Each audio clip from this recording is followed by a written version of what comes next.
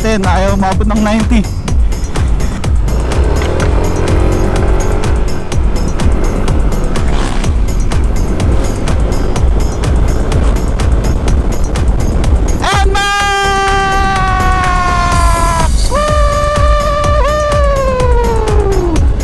Sarap, suabe.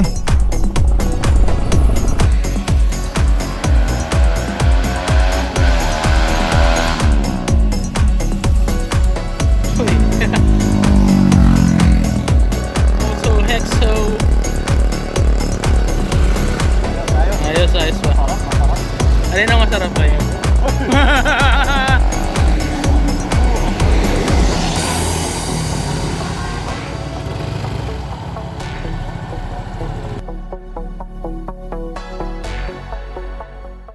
Mic test 1, 2. Yo! What is up mga ka-Hexo? Finally, we're back!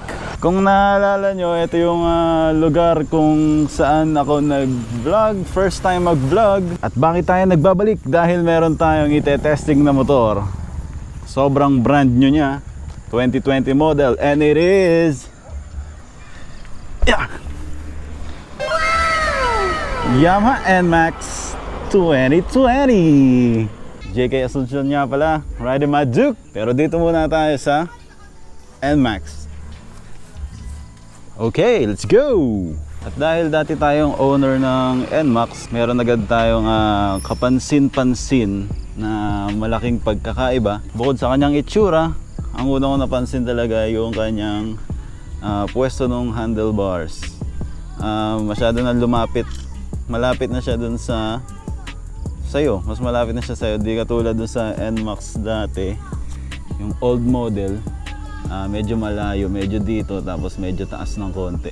Yun lang naman yung napansin ko talaga. Sa makina, wala naman na iba. 155cc pa din. ABS na siya. Meron ding non-ABS. Pero, syempre, mas maganda yung kumuha ka na nung equipped with ABS. Sa itsura naman, malaki din yung pagbabago ng kanyang headlight. Pero kung ako papipiliin, mas gusto ko siguro yung dati. Tingin mo, ano mas maganda yung itsura ng headlight? Mas trip din ni Repa yung una. Naka-NMAX nga pala ako dati, kaso hindi na nasama sa vlog ko. Kasi nag-start ako mag-vlog nung naka R15 na ako. Naalala nyo, diba? Ito ako first time nag-vlog. Ito, naiba na rin. Yung kanyang windshield. Yung kanyang tail light. Naiba na rin yung itsura. Mas maganda to. Tapos ito. Ano to eh? Hindi ko alam ng tawag dito. Pero basta makikita ka agad ng nakatutok sa'yo. Kasi ano yan eh. Iilaw yan. Moving on. Ito yung kanyang panel. Kailangan mo lang gawin, dapat malapit sa yung remote. Ito yung remote niya. Ano ba nagagawa na? Pag pinatiil, tutunog lang ito eh. Yun. Yun lang talaga yung nagagawa niya. Tapos, para magamit mo siya, kailangan mong i-push. Yan. Tapos pihit mo. Nag-expire na. So push. Pihit pa kanan. Isa pa. Okay, yun na. Yung isang twist, push, isa lang para sa seat yan.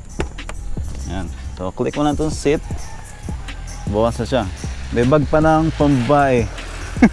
Dahil dito sa akin. Maraming salamat nga pala kay Clay sa pagpapahiram ng NMAX 2020.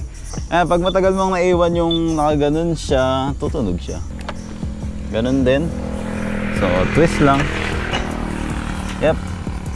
Tumulo, sorry. Doon naman sa kanyang mini compartment sa harapan, makita nyo naman, open na open siya. Pero mayroong power outlet, pero hindi pa siya yung pa USB. Katulad siya sa sasakyan, sa kotse. Kung nakikita nyo, dilim eh. Testing natin, kasya ba ang cellphone? Kasya. Marami pang space. Ito may cover naman. Ito natin konti ha. Una akong ginagawa dito, tinutulak ko. Hindi pala siya itutulak. Hahatakin na itong nasa taas. Okay. Ayos. Tingnan natin kung may barya. Kunin natin. Walang barya. Okay. Kasya ba ang cellphone? Kasyang-kasya. Pero mas maluwag dun sa left na compartment. Saka natin. Size naman, 130. Sa harap ay 110. Wow, makapal ah. Yan o. ABS. VVA. Buksan natin yung kanyang compartment. So, click ulit. Tapos pihit ng isa pa kanan. Open the seat. Close. Pasensya na. Galawin ko lang muna yung bag mo ha. Baka may milyones dyan. Baka may pera dito. Pwede natin kunin. Parang mas malaki yung dati. Tignan mo. Hindi, nakita ko parang mas malaki nga yun. Parang mas malaki yun sa dati. Para mahirap ipasok yung full face helmet dito eh. Dito pala tayo sa mga pindutan niya. Ito yung ano, tawag doon yung namamatay. Idle. Idle stop. Start. Okay. Another feature. Dahil naka side stand siya. Yan. Buksan natin. Tahimik lang. Ayos.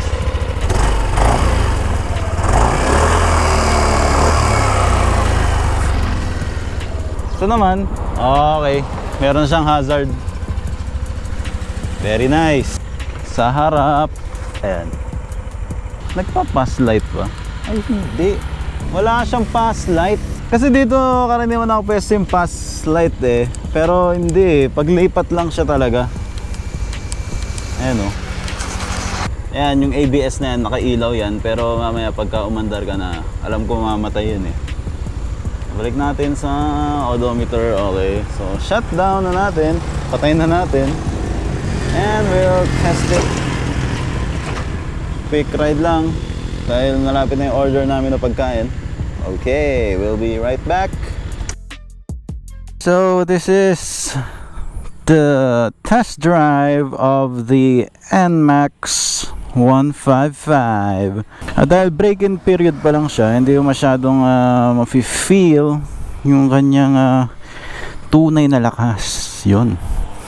Pero masasabi ko mas smooth siya dun sa NMAX version 1.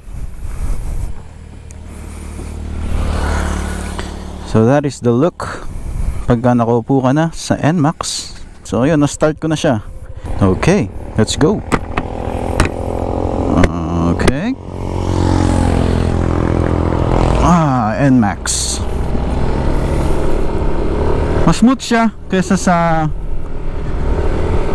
version 1. Tapos yung paa mo naman dito, mas chill. Hindi, parehas lang. Parehas silang mas chill sa mas relax sa X-Max naman. Kasi kung naalala nyo sa dati kong vlog, ang X-Max, ang paa mo medyo medyo nakataas ng konti. Sa shocks naman niya, hanap tayo ng ayun. Tayo ng lubak. Ito. Okay lang.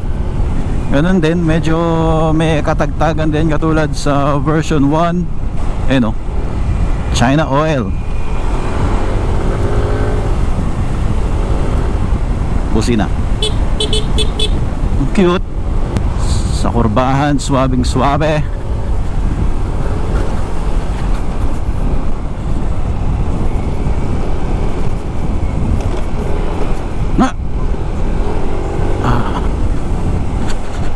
Dahan-dahan lang.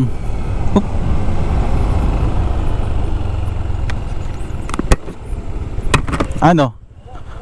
Alright, tuloy natin ang ride impressions. Yun. Ang masasabi ko lang talaga is swabing swabe siya.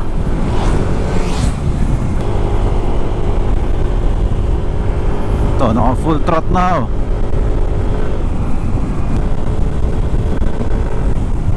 what's that? Wala ata dito yung susi. Putik. Woo! Ba't nagbiblink to? Kinuha tayong susi. Balik tayo, balik. Eh, baka di nyo narinig. Eh, nagbiblink yung ano, yung susi. Mukhang nandun yung susi sa may-ari. Ay, ba't wala? What just happened? What? Asan susi nito? Asan susi? Susi. Nito? Ay, yung remote. Nandun sa may ano. Okay. Nagbi-blink kasi. Nag-blink ah. Nasaan? Ito. Ito, nagbi-blink. Di ko na kung bakit eh. Pero ngayon wala na. Ibig sabihin naka-unlock or naka-lock. Oops, sorry.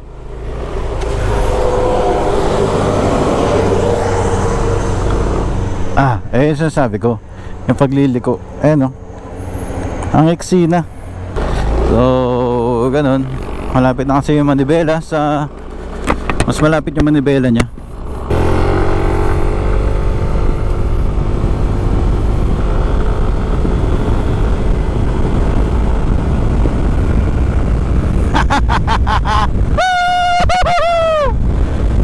Bitin, ayaw umabot ng 90.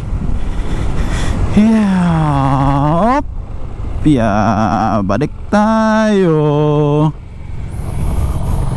So that's all for the NMAX 2020.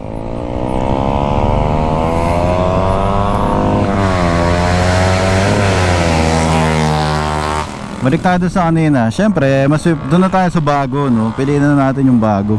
Konti na lang naman dadagdag nyo eh. Ang brand new nito ay about 130 plus for the ABS version. And yung sa version 1 naman, ABS is 119 o 120. To sinabot ako ng 121 plus ata dahil sa yung registration fee ata. Free for 1 year, tas may bayad daw.